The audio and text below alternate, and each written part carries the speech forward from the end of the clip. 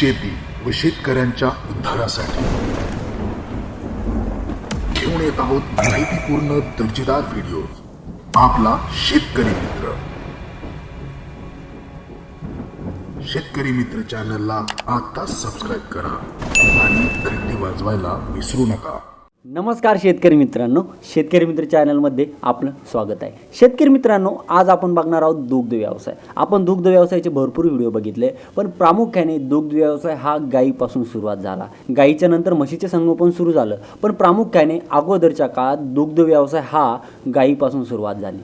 तर शेतकरी मित्रांनो, आज आपण एका शेतकऱ्याचा व्हिडिओ बघणार आहेत। त्यामध्ये त्या शेतकऱ्याने त्याच्याकडे एक गाय होती आणि त्या एका गायीपासून आज त्याच्याकडे म्हशी आहेत व तो दुग्ध व्यवसाय चांगली प्रगती करत आहे आणि त्याने सुरुवात अगदी एका गायीपासून केली आहे। तर शेतकरी मित्रांनो, हा व्हिडिओ आपण पूर्ण बघूया आणि त्या शेतकऱ्याने त्याच्या दुग्ध व्यवसायात कशी उंच भरारी घेतली हे बघूया। नाव कृष्णा देवराव मुळे, गाव पारनेर, तालुका अंबड, जिल्हा जालना।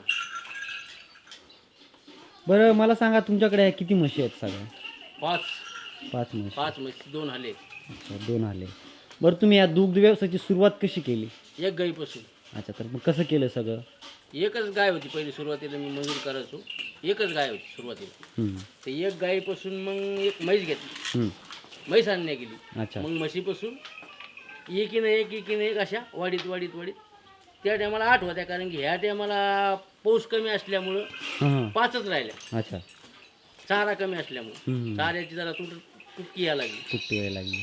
ह्या वर्षी तर काही समजा त्यात काही उरलं नाही, कारण की पाऊस नसल्यामुळं एकच ऊस आणणं पडा, खपरी येऊ तीव सगळं। त्यामुळं काही धंद्याचा यावर्षी काही उरलं नाही, पण धंदा एकदम चांगला आहे, धंद्याची काही अडचण नाही। बरं, आता काय असतं दुग्ध व्यवसाय करायचं म्हटल्यावर त्याला जे आपलं चारा वैर नसती, तर याचं प्रमाण कसं ठेवता? म्हणजे चाराचं कसं असतं? चारा तर काय आपलं घरचा चारा असतो, शाळूचा, ज्वारी असते। आपल्याकडे शेती किती तर काहीच नाही, शेती फक्त अर्धा एकर आहे आपल्याकडची। अच्छा, बाकी शेती तर काहीच नाही। शेती आपण बाजूचीच केली नाही, 20 एकर बटाईनं वगैरे, 8 वाक्याने काही बटाईने काही अशा। चाऱ्याचं नियोजन फक्त आपण काय करतो, संध्याकाळच्याला ज्वारीचा चारा आणि दिवसभर शेतात सोडून द्यायचं चाराला। अच्छा, दिवसभर काही चारा लागत नाही आपल्याला। खुट्यावर जास्त प्रमाण चारा नाही देत आपण, फक्त संध्याकाळी देतो।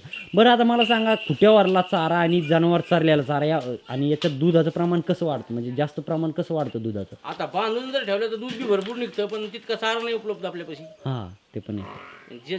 जे चरून चारा जनावर आता जगून येतं, त्यात लिटर 2 लिटर तर कमी निघतं, पण आपला चारा वाचतो ना। हां, चारा त्याच्यामुळे मग सोडणं नाही लागत, बाकी काही इशू नाही।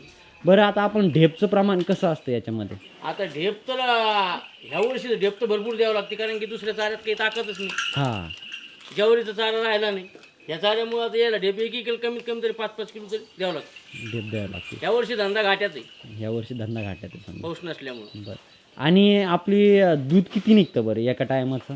एका टायमाचं साधारण तरी आपल्याकडे 15-30 लिटर 2 टाइमचं निघतं। 2 टाइमचं 30 लिटर। बरं, दूध डेअरीला जातं का हॉटेल? हा, हॉटेलला जातो, पुण्यमोलेकर सगळं हॉटेलला दूध जातं का? पूर्ण 30 लिटर। 30 लिटर दूध हॉटेललाच जातं। बरं, आता यामध्ये हॉटेलला दूध जातं 30 लिटर, तर आपलं हे जे दुधाचं प्रमाण जे असतं त्यात म्हणजे आता घट्ट किंवा पाणी वगैरे याचं काही मिक्स का काहीच नाही? पाणी तर काही बसतच नाही खव्यावर असल्यामुळे, कमी पाणीत काही टाकात किंवा इशच येत नाही त्याच्यात, कारण की ते खव्यावर दूध असल्यामुळे ते आपल्याला 50 रुपये भाव देते।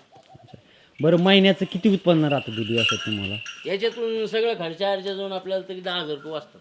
10,000 रुपये? हा, या वर्षासाठी। मागच्या वर्षी समजा भरपूर वाचायचे, पण या वर्षी नाही वाचत। मागच्या वर्षी किती राहायचं उत्पादन? मागच्या वर्षी तरी 25,000 रुपये उरायचे पूर्ण जाऊन।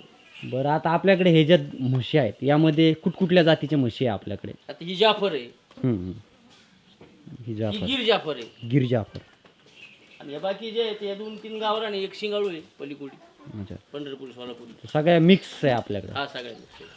बरं, याच्यात दुधाचं जर प्रमाण म्हटलं तर कोणती म्हैस जास्त दूध देते? म्हणजे जात कोणती जात जास्त? ही जाफर का? हा, गिर जाफर। गिर जाफर जास्त देते। जाफरी भरपूर देते, ही चांगली, ती चांगली, तिची काही अडचण नाही। अजून काही तुम्हाला सांगावंसं वाटतं की बाबा तुमचं दूध व्यवसायाचं जे उत्पन्न आहे किंवा जे तुम्ही दूध व्यवसाय हा जनावरांचं पालन करता, याबद्दल तुम्हाला काय म्हणजे काही सांगावंसं वाटतंय का? सांगायचं काय एकच आहे की समजा आता कसं असतंय जनावरांना चारा उपलब्ध असले तर कोणी करू शकतं, पण त्याला चारा भरपूर लागतो ना. त्या पावसामुळे अडचणी आल्या नाही तर काही अडचण नाही त्याची. धंदा तर कोणी करू शकतं, पण त्याची लय मेहनत आहे धंद्याला. मेहनत.